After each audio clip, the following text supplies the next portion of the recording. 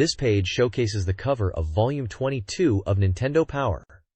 Right off the bat, we're diving headfirst into Metal Storm, a tactical RPG that looks seriously intense, with that mech dominating the artwork. The tagline, "Battle Tactics for a Reverse Universe," already has me hooked. Sounds like a real mind-bender. They're also teasing reviews for Star Tropics Part 2 and G.I. Joe, both solid titles. And get this, they're calling for ballots for the NES-era Awards. Man, those were the days when fan voting actually meant something. The whole aesthetic screams late 80s, early 90s gaming, a time when Nintendo Power was the absolute authority on all things Nintendo. It's a fantastic cover, really capturing the excitement and innovation that defined that era. It's a classic, and a reminder of how much Nintendo shaped our gaming lives. This page is the contents page for Volume 22, March 1991 of Nintendo Power, and it's packed with what's inside. Naturally, Metal Storm gets a big feature, alongside a look at Star Tropics 2. There's a special report called Inside the NES, promising to decode the secrets of Nintendo's powerhouse console, which is awesome. They're also offering tips from Howard and Nestor, those guys were comedy gold, and a video updates section, which I always loved, hoping for a glimpse of upcoming games. A Game Boy section is highlighted, and there's a counselor's corner for those tricky gaming dilemmas. Plus, they're asking for votes for the NES-era Awards, a big deal back then. It's a classic Nintendo Power layout, full of promise and excitement for what's to come. It's a great snapshot of what gamers were hyped about in early 1991. This page is a vibrant mix of fan mail and features, showcasing the passion of Nintendo enthusiasts back in March 1991. We've got letters from dedicated players sharing their experiences. One kid built a life-sized Game Boy, seriously impressive dedication. Another was desperate to get their hands on Super Mario Bros. 3, a sentiment I totally get, that game is a masterpiece. There's a Thinking Big section featuring a young man from New York who constructed a massive Game Boy, complete with a photo. Talk about commitment. Alongside that, a Wrap It Up segment presents a fan-made rap dedicated to Nintendo, referencing classics like Mega Man and Castlevania. It's wonderfully cheesy and full of 8-bit love. Finally, we have a power tip focusing on Super Mario Bros. 3, offering a clever trick for collecting coins in World 23. It's a great example of the community-driven advice that made Nintendo Power so valuable. Overall, this page really captures the excitement and creativity of the early 90s gaming scene. This page blasts us straight into the gritty, sci-fi world of heavy metal, specifically the game based on the comic book. It's a full-page spread dedicated to the game item, heavy metal sci-fi action for the Game Boy. We get a detailed look at the protagonist, the M308 Gunner, a 3-meter-tall, 922-kilogram robot. The page breaks down his capabilities and special weapons like the Power Beam, Shield Force, and Gravity Fireball. It's all about manipulating gravity in this one, with a focus on the cybernetic gravity control device. There are descriptions of movement techniques, like the high jump and corner jump, essential for navigating the game's environments. The screenshot shows a classic side-scrolling action scene, and the overall tone is very much about empowering the player with knowledge to overcome the alien invaders threatening Earth. It's a solid guide page, giving you the lowdown on how to master the M308 and survive the onslaught. A real treat for any Game Boy enthusiast. This page continues the deep dive into heavy metal, focusing on Stage 1, Access Corridor Alpha. It's a classic level breakdown, complete with tactical advice for navigating the initial challenges. We're given the heads up on drone patrols, easy to avoid if you're mindful of gravity shifts, and how to deal with ledges and barriers using well-timed jumps. The one-way trap is highlighted, emphasizing the need to eliminate the battle drone quickly. And of course, the spikes are a threat, requiring skillful use of the gravity flip to bypass. The page really hammers home the importance of the Power Beam, calling it the best special weapon overall. There's a section dedicated to collecting the turrets in this area, encouraging thorough exploration for the special weapon. A little warning about the fusion reactor, don't damage it, and a reminder about the powerful password system.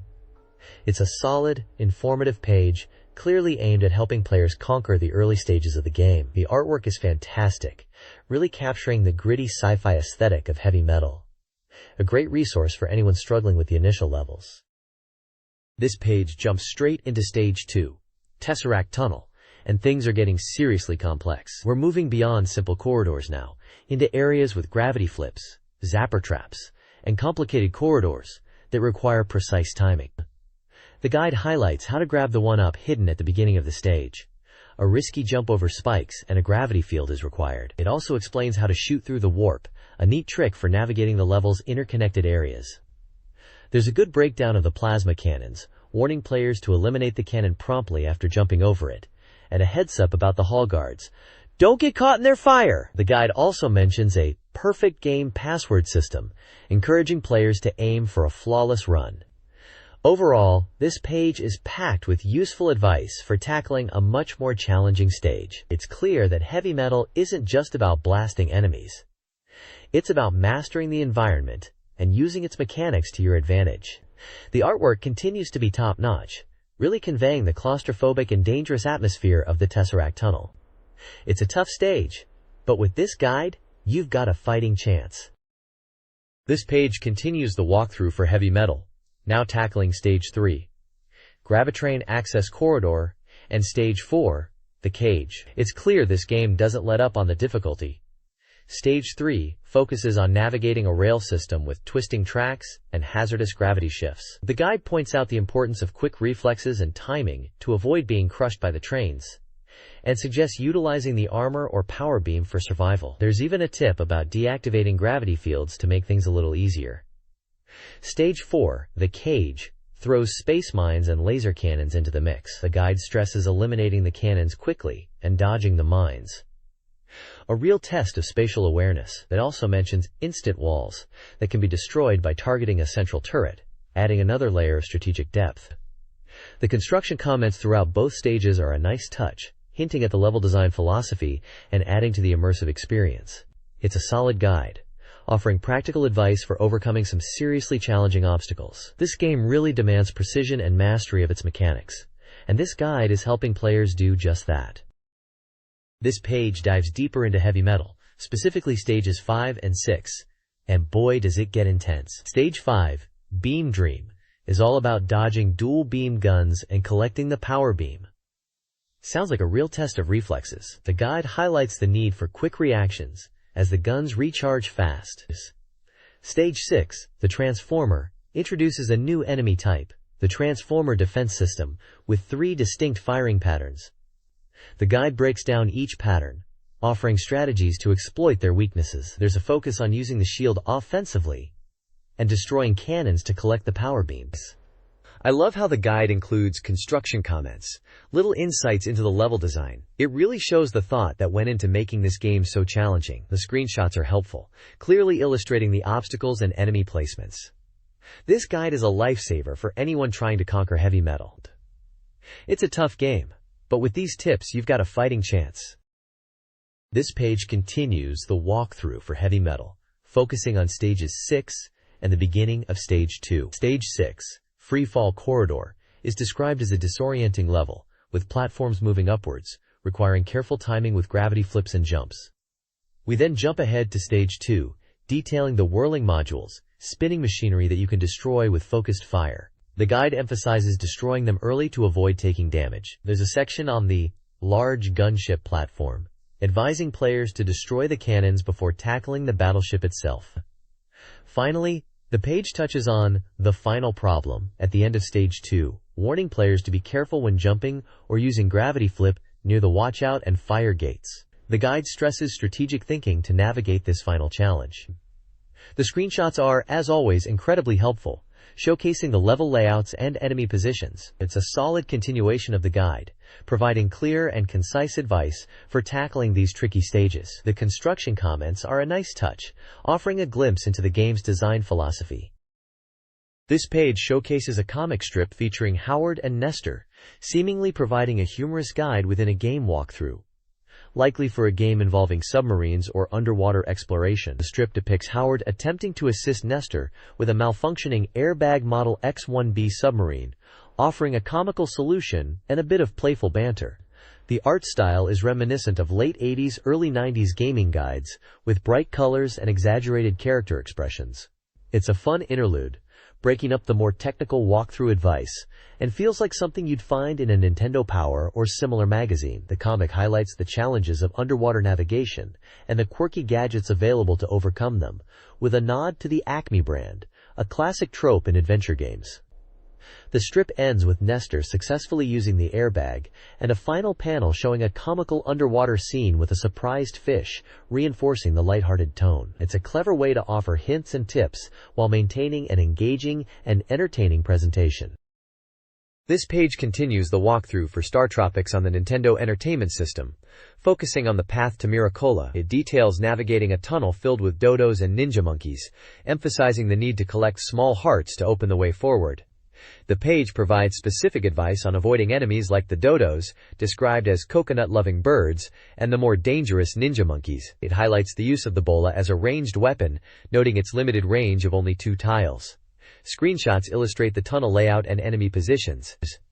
There's a section dedicated to finding the treasure room, and a warning about a wrong way out, suggesting a puzzle element to the level design. The overall tone is helpful and encouraging, typical of a strategy guide aiming to assist players through a challenging section of the game. It's a classic example of how these guides broke down complex games into manageable steps, complete with visual aids. Finally, a small section titled Storm and Calm briefly mentions the dangers of Corralado and Calmo Islands, hinting at future challenges. It's a solid page of advice for any young adventurer tackling Star Tropics. This page dives headfirst into the mysterious village of Miracola in Star Tropics. We've got a detailed map of Magma's Molten Tunnel, a fiery labyrinth guarded by mad muddies and gadflies. The guide stresses avoiding direct confrontation with the mad muddies, advising players to dodge their attacks. It's all about strategic movement and utilizing Mike's arsenal, particularly the bola for ranged attacks, though its short reach is noted. There's a clear focus on collecting items, specifically stop, slow items, to aid in navigating the tricky terrain and freezing enemies. The page also highlights a try your luck sign and a potential wrong way out, hinting at puzzle elements and hidden paths. A little tip about the hit and hop attack against mad muddies is a nice touch, showing the guide's attention to detail. It's a solid, visually driven walkthrough segment, perfect for getting players unstuck in this challenging area. The section on Magma the Fierce warns of powerful attacks, emphasizing the need to avoid direct hits. This page is all about conquering the ghost village in Star Tropics. It's a walkthrough, focusing on navigating the tricky ghost tunnel, emphasizing that only women are admitted to Shakola, so you'll need to find a way to trick the warriors. The guide details how to find the entrance, noting the color differences in the headstones, and warns of a challenging battle ahead. There's a breakdown of key items like the Heart Haven, Jump Quicks, and the Lantern, alongside explanations of magic like Rod of Sight and Bonebog Bonanza. We get a look at the enemies you'll face: mummies, skulls, minis, and the formidable Mr. Armstrong, with tips on how to deal with each. The Take Low Road section suggests a sneaky route, and the Out of Reach tip highlights a clever puzzle solution. It's a comprehensive guide to getting through this spooky section, packed with useful advice and a handy map. It's a classic example of how these guides helped players unravel the secrets of Star Tropics. This page continues the walkthrough for Star Tropics, diving deeper into the ghost tunnel and offering strategies to progress. It builds on the previous page's advice, focusing on specific challenges within the tunnel, like draining the lake and dealing with minis. We see screenshots illustrating key areas, including the Miracle Mirror and the entrance to the West Tunnel, guarded by Shakola's warriors. The guide cleverly points out the need to deceive the warriors, as only women are allowed entry, referencing the previous page's hint. There's a strong emphasis on using items strategically. The Rod of Sight is crucial for revealing hidden paths and secrets. The Hidden Heart Havenaways section shows a map highlighting hidden locations for extra lives. It's a classic example of a strategy guide, providing detailed maps and step-by-step instructions to overcome obstacles and unlock the secrets of the game. The guide also mentions the Fortune Teller and how to use their help to unlock the West Tunnel. The tone is helpful and encouraging, clearly aimed at assisting players through a particularly challenging section of the game. It's a testament to the dedication of guide writers in the 8-bit era, who meticulously documented every aspect of these games for fellow adventurers. This page focuses on the Hermit's Mountain section of Star Tropics, guiding players through the challenges ahead. We've got a map of the area, detailing how to stomp the tiles and navigate tricky spots like the mud and phantom tiles. The guide highlights key enemies: the Floppa, Goglins, and Big Bully, and offers advice on how to defeat them. It's all about timing and using the environment to your advantage, like using the tiles to defeat enemies. A significant portion of the page details how to reach the hermit and obtain the scroll, including a poem to help decipher the path. There's a lovely little section about Miracola and how to get a good fortune from her, which is essential for progressing. Honestly, this guide is spot on with its advice. It breaks down a potentially frustrating area into manageable steps, and the inclusion of the poem is a nice touch. A little bit of in-game lore to help you on your quest to save Banonette. It's a classic example of how these guides really elevated the gaming experience back in the day. This page dives headfirst into more Star Tropics adventures, splitting the focus between Confession on Tunicola Island and a rather uncomfortable situation, being inside the belly of a whale. Tunicola is presented as a quaint fishing village, hinting at secrets held by its older inhabitants. The guide points out a suspicious-looking island and suggests talking to the locals. There's a screenshot of Mike Jones investigating a building, and a little note about fish growing big around here. Classic Star Tropics weirdness. Then, things get really interesting. We're shown a map of the inside of a whale, complete with red, winding pathways. Apparently Dr. J's assistant was swallowed, and you need to find a lighter to signal for rescue. The guide highlights areas where you can dive and emerge, and warns of a mouth entrance. Yikes! It's a brilliantly bizarre level design, and the guide does a good job of mapping it out. The whole inside a whale concept is peak NES creativity, and this page captures that perfectly. It's a testament to how Star Tropics wasn't afraid to get wonderfully strange. This page continues the walkthrough for Star Tropics, focusing on Captain Bell's cave and the aftermath of the whale incident. We're given a detailed map and instructions for navigating Captain Bell's cave, complete with warnings about earthquake sections and trigger tile traps. Classic action-adventure stuff. The guide highlights key areas like the entrance and the need to find a way to sink the ship.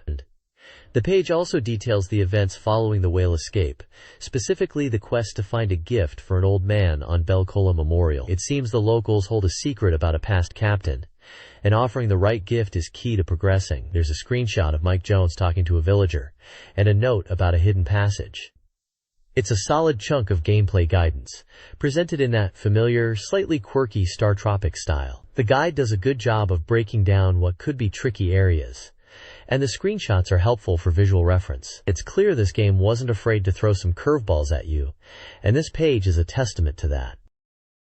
This page dives deeper into Star Tropics, continuing the adventure after escaping the whale. We're now tackling Captain Bell's cave, with a detailed map pointing out tricky spots like double danger areas, sharp attacks from pencil traps, and the frustrating silver balls. The guide warns about sinking tiles and walking around secret passages.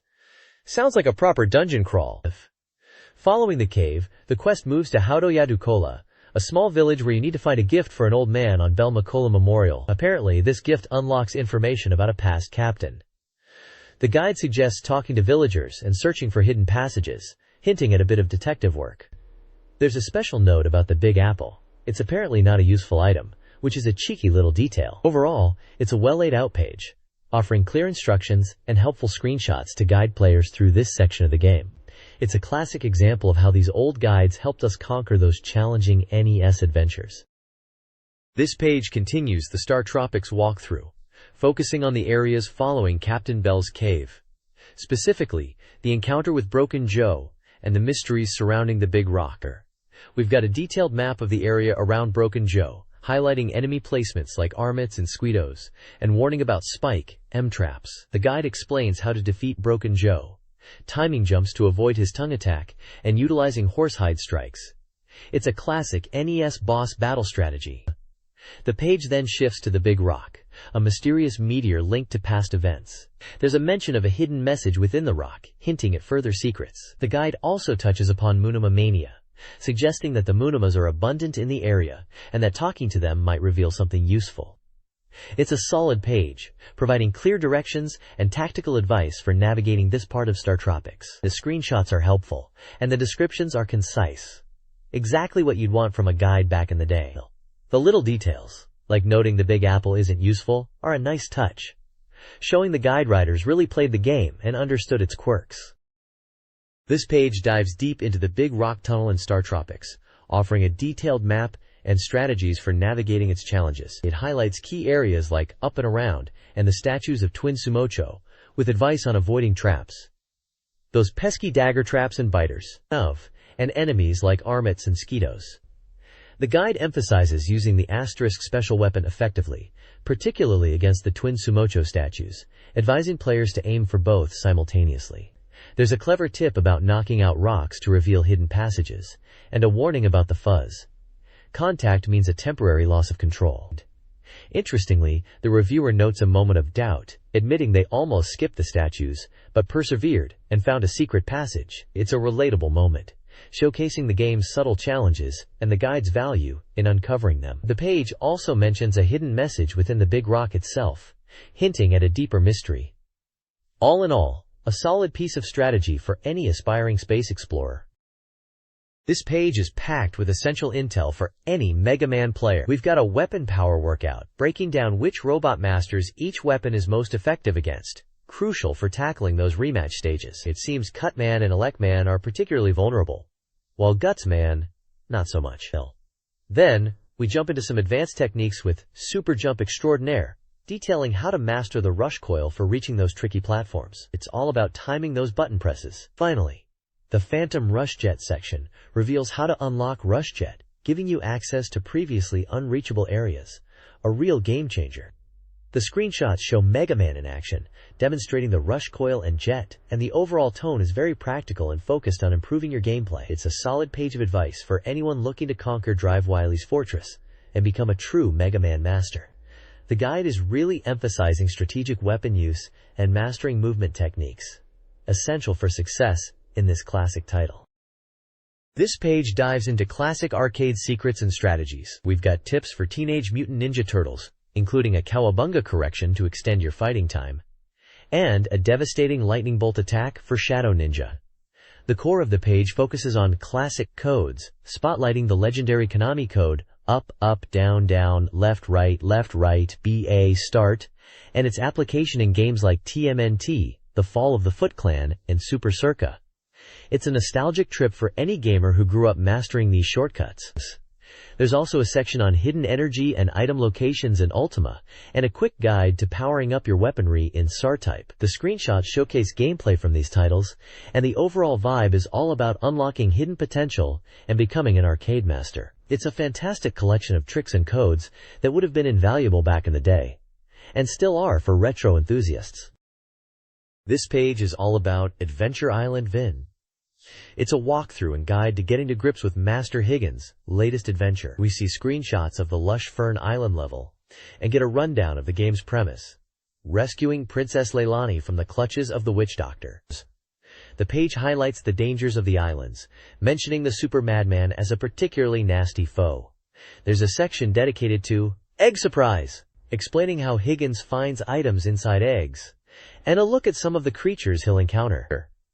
The reviewer seems to think Adventure Island builds on the original, offering a unique experience with different routes and challenges. It's a solid guide for anyone looking to conquer the islands and save the princess, and a nice reminder of a classic platforming series. The Game Pack data box shows the game is for the NES and was made by Hudson Soft in 1991.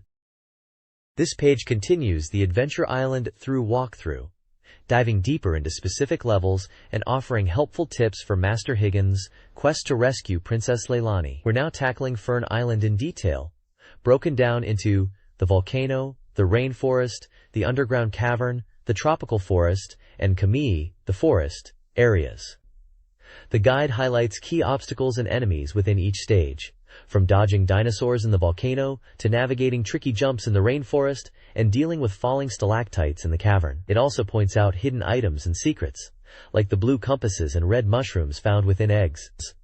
There's a real emphasis on understanding the level design and utilizing the various power-ups effectively. The reviewer's tone remains positive, suggesting Adventure Island 10 offers a challenging but rewarding experience for platforming fans. It's a solid continuation of the guide, providing practical advice for progressing through the game. The screenshots are vibrant and really capture the colorful world of Adventure Island 2. This page continues right where we left off, diving into even more detailed strategies for Adventure Island 2. We've moved past Fern Island and are now tackling Lake Island and Desert Island, offering stage-by-stage guidance for Master Higgins. Lake Island seems a bit easier, focusing on using the Elizu Moon to grab higher platforms and collect hidden items. The guide points out a hidden egg and a spot to find a juicy berry, essential for keeping Higgins powered up. Desert Island is presented as a potential change of pace, hinting that Master Higgins might actually want to spend time in the sand. The walkthrough highlights tricky jumps over cacti, finding hidden eggs, and avoiding those pesky scorpions. The screenshots are clear and helpful, showing exactly where to go and what to look out for. The reviewer's tone remains consistently encouraging, emphasizing the game's challenge and reward. It's a well-structured guide, perfect for anyone struggling with Adventure Island in its later stages. Finally, we see a glimpse of the end of the first island. Bach, defeat the boss, and you're on to the second island. Looks like things are heating up for our hero. This page is a comprehensive breakdown of 4 islands in Adventure Island 2. Ice Island, Cloud Island, Volcano Island, and Dinosaur Island. It's packed with visual cues and helpful hints to navigate Master Higgins through some seriously challenging terrain. Ice Island looks slippery, with a focus on avoiding those pesky snowdrifts and using the Dino-Scooter effectively. Cloud Island emphasizes speed and timing, warning players about the disappearing blocks. Volcano Island is all about surviving the heat and finding hidden fruit, while Dinosaur Island, well, dinosaurs. The guide stresses avoiding those pterodons and utilizing the star to blast through obstacles. The screenshots are well placed, clearly illustrating the tricky jumps and hidden areas. The tone is upbeat and encouraging, just like the previous islands, and it's clear this guide is designed to help players conquer Adventure Island in its increasingly difficult levels. It's a solid continuation of the walkthrough, offering practical advice for each unique island environment. It's great to see the guide covering all the islands, and the tips are spot on. Those hidden eggs are lifesavers. This page is all about the radical, amphibian action of Battletoads. We're looking at what appears to be either the front or back cover of a strategy guide, judging by the layout. The iconic Battletoads logo dominates, bursting with energy and a slightly gritty 90s aesthetic. Around the logo, we see hands reaching out, presumably representing players getting ready to dive into the mayhem. There's a spaceship tucked in there too, hinting at the diverse levels and vehicles you'll encounter. The second image shows Rash, Zitz, and Pimple battling a hapless-looking human set against a vibrant, almost psychedelic, backdrop. Battletoads was notorious for its brutal difficulty, and this guide likely aims to help players survive the speederbike sections, the turbo tunnel, and all the other insane challenges Rare threw at them. It's a classic beat 'em up, and this cover perfectly captures the game's over-the-top, in-your-face attitude. A truly memorable game and a guide that would have been essential for anyone wanting to see the end credits. This page is a special feature dedicated to the Game Boy, showcasing 2 exciting titles, Operation C and A Boy and His Blob. Now, Operation C, a Game Boy spin-off of the NES classic Super C, looks like a solid run-and-gun experience, promising awesome aliens and new weapons. The screenshot shows a classic side-scrolling shooter setup, and I bet it's just as challenging as its big brother. Then we have A Boy and His Blob, the sequel to the NES hit. The screenshot shows the boy feeding the blob a jelly bean, which is the core mechanic of the game, using the blob's transformations to overcome obstacles. It looks charming and clever, and I remember it being a really unique puzzle platformer. The overall vibe is pure early 90s Nintendo power, bright colors, energetic layouts, and a genuine enthusiasm for these games. It's a great snapshot of what was cool on the Game Boy back in the day. Both games are fantastic and represent the creativity and fun that defined the handheld. This page dives headfirst into Operation C, laying out a detailed strategy guide for Stage 1, Jungle. It's a proper walkthrough, complete with a map highlighting key areas like the cliffs and the Guardian's locations. The text warns players about the stage's challenges, boulders, pop-up guns, and the ever-present alien Guardians. It breaks down the weapons, focusing on the spreader and flamethrower, and even gives a little tip about holding the B button for continuous fire, essential for blasting those aliens. There's a good focus on navigating the tricky terrain, specifically the cliffs, and how to deal with the Guardian at the end. The screenshots show off the classic Game Boy graphics, and the overall tone is encouraging, prepping players for a tough but rewarding experience. It's a solid piece of strategy content, exactly what you'd expect from a guide back in the day. It really captures the feel of a challenging action game on the Game Boy, and the level of detail is impressive. This page is all about a boy and his blob, the rescue of Princess Blobette for the NES. It's a fantastic breakdown of the game's core mechanics and quirky world. We've got a look at Blob's jelly bean-powered transformations, turning into a ladder, umbrella, or even a trampoline to reach those high-up areas. The guide highlights how to use the environment, like the trampoline, to your advantage, and even offers advice on dealing with the mischievous blob who likes to wander off. There's a section dedicated to the troublesome bubble blob and how to navigate around him. It's a really clever game, relying on puzzle solving and using Blob's abilities in creative ways. The screenshots show off the colorful graphics and the charming character designs. The guide also points out hidden collectibles like lime, mint, and banana-flavored jelly beans, encouraging exploration. It's a really thorough guide, perfect for anyone struggling with the game or wanting to find all the secrets. It really captures the magic of this unique NES title. This page is packed with strategy for a trio of classic Game Boy titles. We kick things off with Power Mission, detailing how to build a formidable fleet and utilize torpedoes effectively. Apparently, they can target ships directly. Who knew? There's a screenshot showing the submarine interface, looking suitably retro.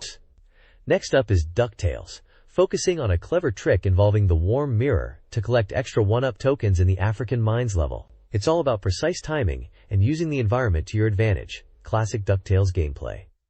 Finally, we have Boomer's Adventure in Asmic World.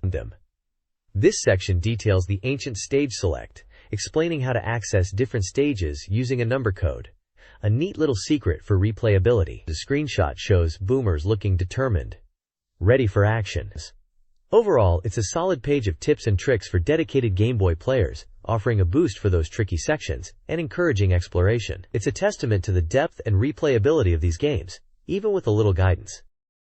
This page showcases the Now Playing section, alongside a Game Boy Top 10 and some additional features. We've got a rundown of current games, including the Chess Master, Kung Fu Master, Operation C, The Rescue of Princess Blobette, Roland's Curse, Solomon's Club, Spot, and WWF Superstars, with brief power per meter ratings. Roland's Curse gets a little spotlight with a screenshot and description of its two-player action, set in a land of magic and menacing creatures. The Game Boy Top 10 lists Super Mario Land, Final Fantasy Legend, Dr. Mario, Castlevania, Batman, Play Action Football, and Golf as the current favorites. A pretty solid lineup if you ask me. There's a Coming Soon section teasing Teenage Mutant Ninja Turtles and Gargoyle's Quest, both looking promising. A gambling blurb warns about a sweepstakes involving Caesar's Palace and Wheel of Fortune. Always good to be cautious. Finally, there's a classified information section with details on a Game Boy competition and a mail-in offer. It's a classic snapshot of the Game Boy scene, full of games, tips, and a little bit of promotional buzz. It really captures the excitement of discovering new games and secrets back in the day. This page dives deep into the heart of the Nintendo Entertainment System, dissecting its control deck, a true marvel of 8-bit engineering. It's a technical article, breaking down the components like the 72-pin connector, the RF modulator, and those iconic controllers. They really explain how the NES takes signals from the game and translates them into something your TV can understand. The focus is on the CPU, dubbed the computer brain, and the PPU, the picture processing unit, highlighting how they work together to create the games we all know and love.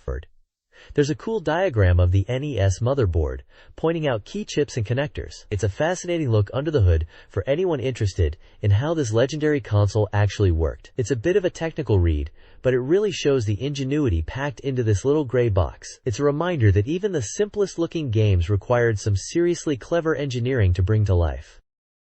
This page continues the technical breakdown, now focusing on the Game Boy and its similarities to, and differences from, the NES. It's a fascinating comparison, highlighting how Nintendo miniaturized and refined the technology for portable gaming.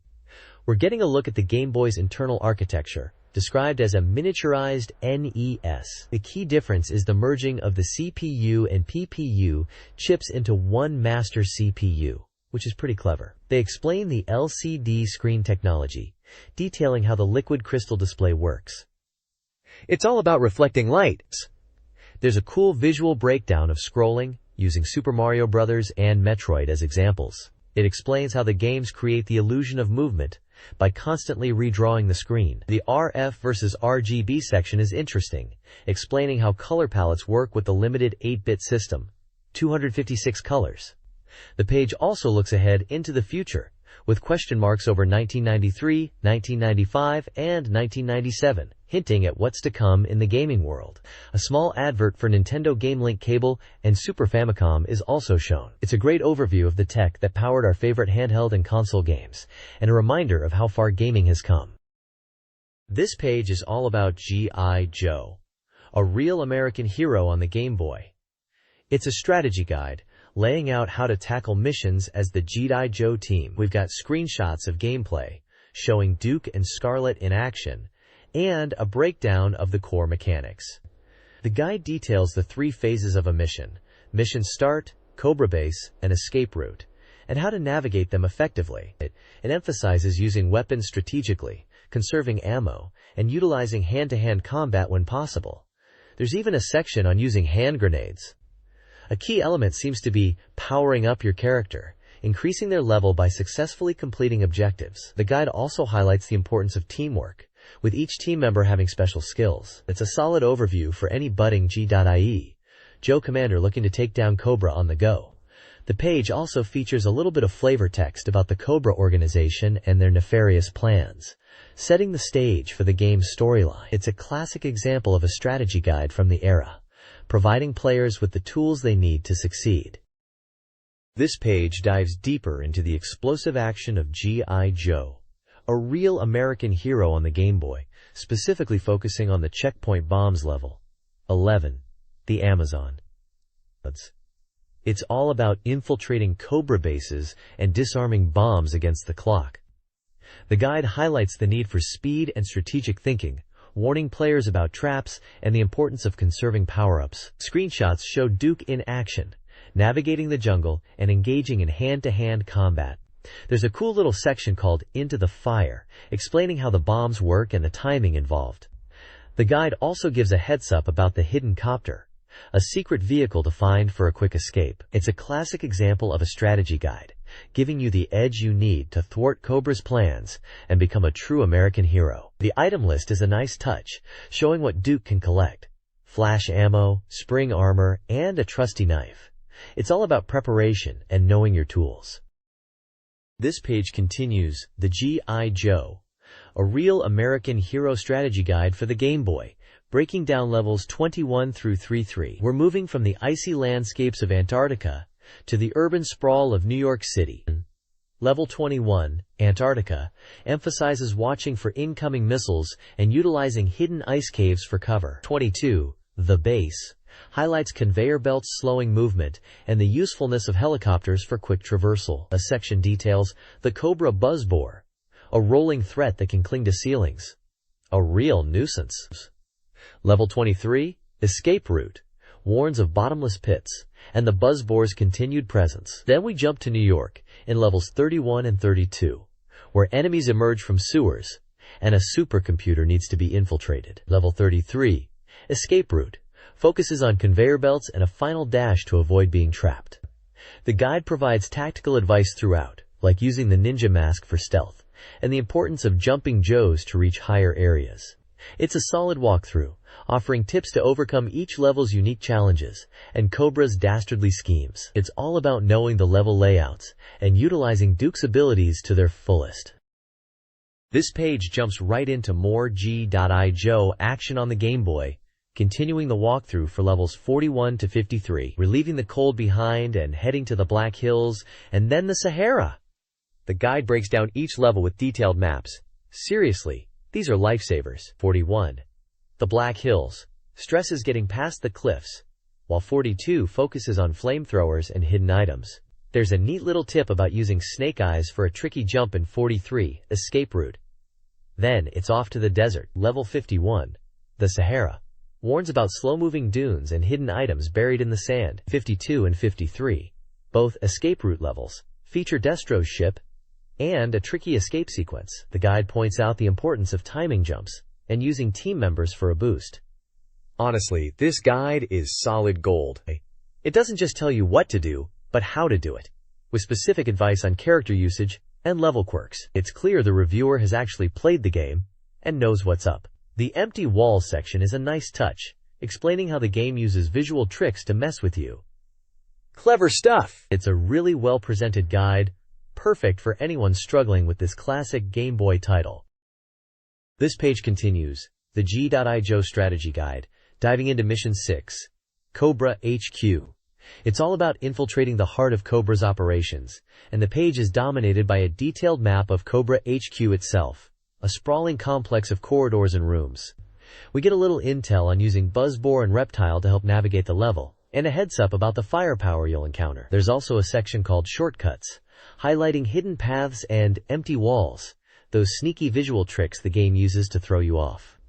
A checkpoint section details how the game's quest system works, with multiple quests and hidden checkpoints to discover. Finally, a little blurb teases that the Cobra Challenge has just begun, with more quests to come.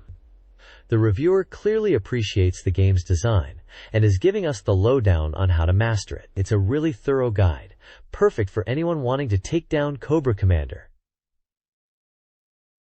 The screenshots and maps are a huge help, and the tips on character usage and level secrets are spot on.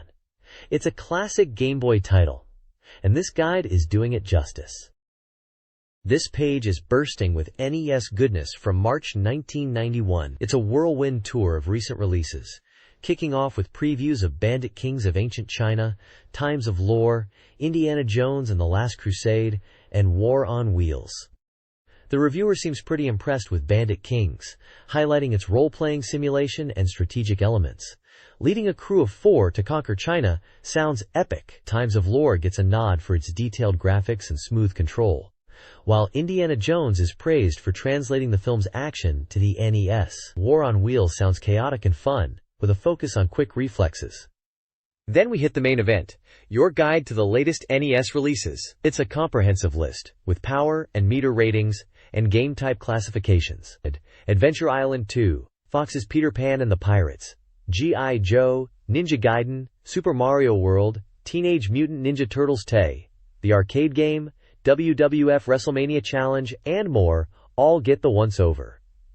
WWF WrestleMania Challenge looks particularly exciting, promising big-name wrestlers and tag team action. The reviewer's comments are concise and to the point, giving a good feel for each game's strengths.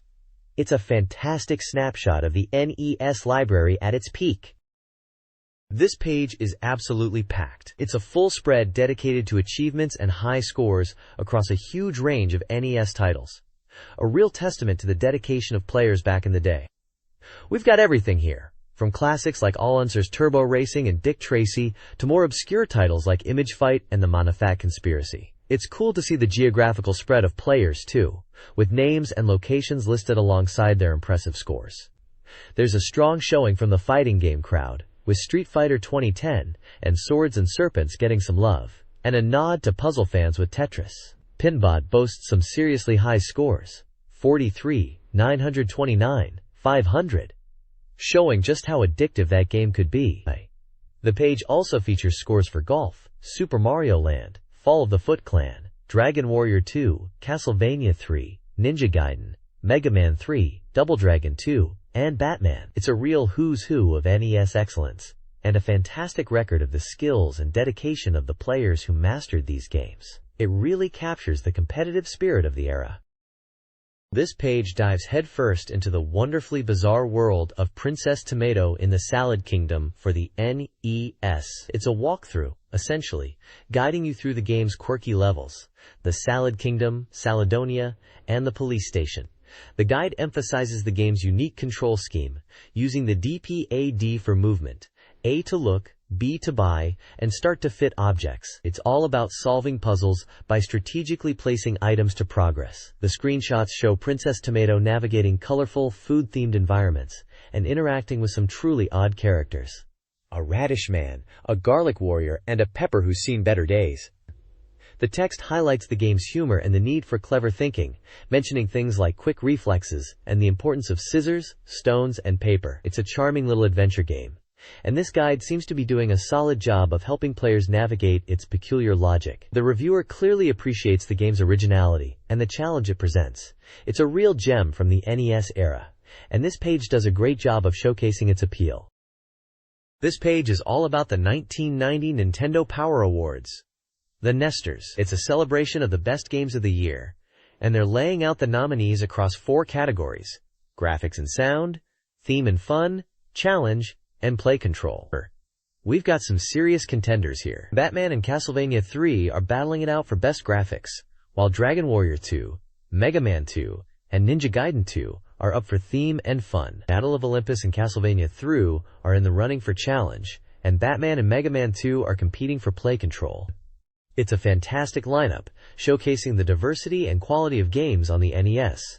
The reviewers' comments suggest they're looking for games that really push the boundaries in each category. Visually stunning titles, games with engaging stories and gameplay, and those that offer a satisfying level of difficulty. It's a real who's who of NES classics, and it's exciting to see these games getting the recognition they deserve. It's a great snapshot of what was hot in gaming back in 1990. This page is dedicated to announcing the nominees and winners of the 1990 Nintendo Power Awards, affectionately called the Nesters. We're diving into the results, starting with Best Hero and Best Bad Guy categories. For Best Hero, we've got a strong lineup including The Rock, A Boy and His Blob, Chip, Fawn Dale, Rescue Rangers, and Mario, Super Mario Bros. 3. It's a testament to the iconic characters that defined the NES era. As for Best Bad Guy, the nominees include Drive, Wily, Mega Man 3, Dracula, Castlevania 2, and Bowser, Super Mario Bros. 3. Classic villains who really made those games memorable. Then we move on to the overall awards for both NES and Game Boy. The NES category highlights titles like Castlevania 2, Dr. Mario, and Final Fantasy, while the Game Boy section features Tetris, Super Mario Land, and Alleyway. It's a fantastic selection of games that truly represent the best of both systems. The page also acknowledges the most innovative games, with Super Mario Bros. 3 taking the crown, and Best Gameplay, with Super Mario World. It's clear Nintendo was dominating the scene with innovative and engaging titles. The reviewers' enthusiasm is infectious, and it's a great reminder of the excitement surrounding these games back in 1990. This page is absolutely packed with strategy for both Mega Man 2 and Manic Mansion. It's a real deep dive for players stuck on tricky sections. For Mega Man 2, we get detailed advice on defeating the Turtle Machine in the first part of Dr. Wily's castle, focusing on timing and weapon usage. There's also a breakdown of how to tackle the rock monster in the second stage, emphasizing pattern recognition and quick reflexes. Screenshots illustrate the key moments, showing Mega Man in action against these robotic foes. Then, the guide shifts gears to Manic Mansion, offering a walkthrough for escaping the dungeon. It highlights the importance of finding the loose brick and using the cassette tape to record sounds. Classic point-and-click adventure puzzle solving. The screenshots show the in-game interface and key items, like the rusty key and the cassette tape itself. It's clear this guide is aimed at players who want a helping hand without having the entire game spoiled for them. The advice is specific and focused on overcoming particular obstacles, encouraging players to still engage with the games and figure things out for themselves. A really useful page for any NES enthusiast. This page continues the strategy guide format, diving deeper into both Dragon Warrior and Manic Mansion. For Dragon Warrior, we've got detailed maps and instructions on locating the Sun Crest, Moon Crest, and Golden Crest, essential items for progressing in the game. It's all about talking to the right people and exploring the world thoroughly. The screenshots clearly show the game's overworld and character interactions. Then, the focus shifts to Manic Mansion again, this time tackling the outer and inner security doors. The guide breaks down the puzzle solutions step by step, explaining how to manipulate water valves, find keys, and navigate the mansion's treacherous passages. Screenshots illustrate the key areas and items needed to solve these puzzles. It's a really solid page for anyone struggling with these classic adventure games. The guide provides just enough information to get you unstuck without completely giving away the solutions, encouraging players to still use their own problem-solving skills. a proper bit of retro gaming assistance. This page showcases the top 30 games as voted by players and dealers back in March 1991. Mega Man 2 dominates, holding 3 spots in the top 5, a testament to its quality and popularity. It's cool to see how much love this series got, and still does. Super Mario Bros. 3 is also a strong contender, with its vibrant graphics and addictive gameplay. The Legend of Zelda, Dragon Warrior 2, and Dr. Mario all make appearances, proving the strength of Nintendo's lineup. It's interesting to see Tetris and Metroid still ranking highly, showing their enduring appeal. There's a real mix of genres here, from action platformers to RPGs and puzzle games, reflecting the diverse tastes of gamers back then. The page also notes which games are moving up, a little indicator of current trends.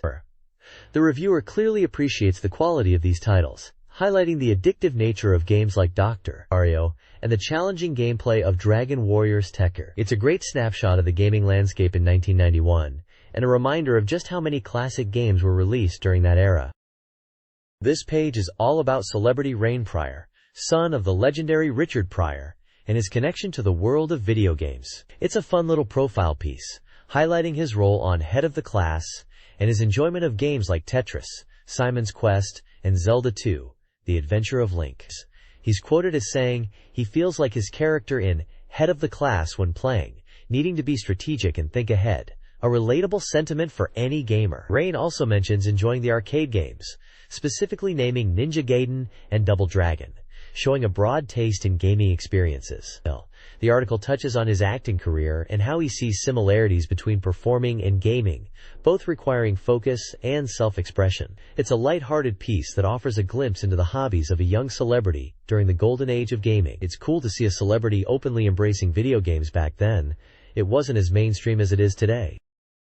This page is bursting with previews of upcoming NES titles. It's a real look ahead at what's hitting the scene, covering Power Blade, Euphoria, Tailspin, and Star Wars. Power Blade looks like a solid action platformer with a futuristic vibe. A hunched hero taking on a city with a weapon that expands. The reviewer notes its similarity to Mega Man, which is high praise. Euphoria sounds wonderfully quirky, a humor-based action puzzle game with a hero who can detach his limbs. Seriously. Tailspin, based on the Disney show, is getting a look in, focusing on the aerial adventure aspect. And then there's Star Wars, a proper, full-on Star Wars game for the NES. They've got X-Wing pilot designs and are planning for a full-scale project. It's exciting stuff, especially knowing how iconic Star Wars would become on the NES. Overall, it's a fantastic spread showcasing the variety and creativity coming to the NES. It really captures the excitement of the time, waiting to see these games come to life. It's a great snapshot of what gamers were anticipating back then. This page is all about the buzz surrounding Nintendo at the Winter Crisis. It was a massive show, apparently, with intense energy, as Nintendo flexed its muscles in the emerging next-gen market. The main focus is the Game Boy, described as universal and already a bestseller, even before truly hitting its stride in the US. They're highlighting the multiplayer capabilities with a link cable, and teasing a Fly Zero-style racing game. There's even mention of a role-playing game, Mysterious, being developed for it.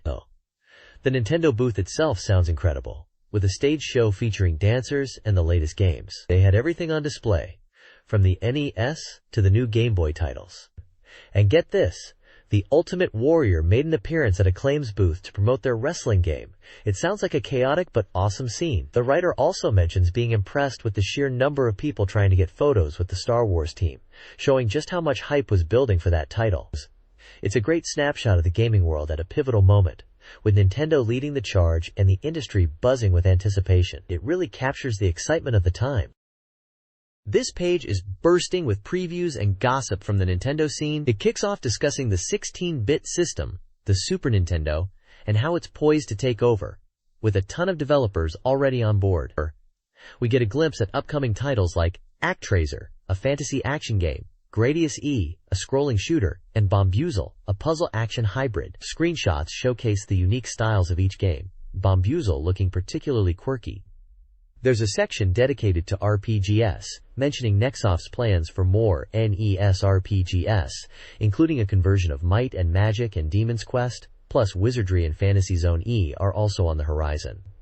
Lolo gets a preview, highlighting its puzzle-solving gameplay, and RoboCop 2 is teased with a screenshot of RoboCop blasting baddies. Metal Warriors is also mentioned.